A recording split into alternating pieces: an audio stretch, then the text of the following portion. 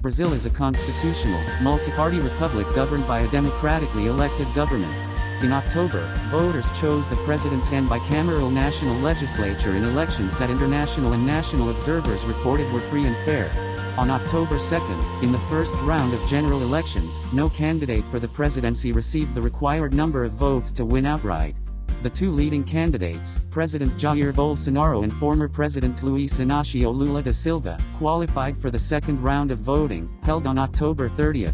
Lula won with 51% of the vote and was scheduled to be sworn in as president on January 1, 2023.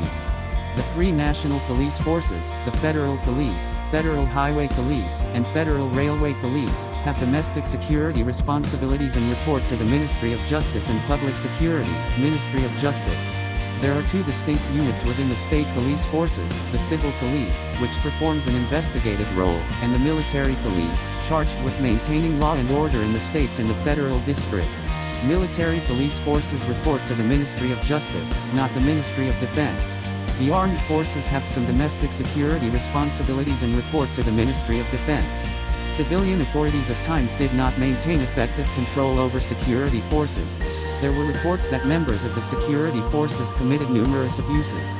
Significant human rights issues included credible reports of unlawful or arbitrary killings, torture or cruel, inhuman, or degrading treatment or punishment by the government, harsh and sometimes life-threatening prison conditions, arbitrary arrest or detention, serious restrictions on freedom of expression and media, including violence against journalists, serious government corruption, lack of investigation of and accountability for gender-based violence, crimes involving violence or threats of violence targeting members of racial minorities, human rights and environmental activists, and indigenous peoples, crimes, violence, or threats of violence motivated by anti-Semitism, and crimes involving violence or threats of violence targeting lesbian, gay, bisexual, transgender, queer, or intersex persons.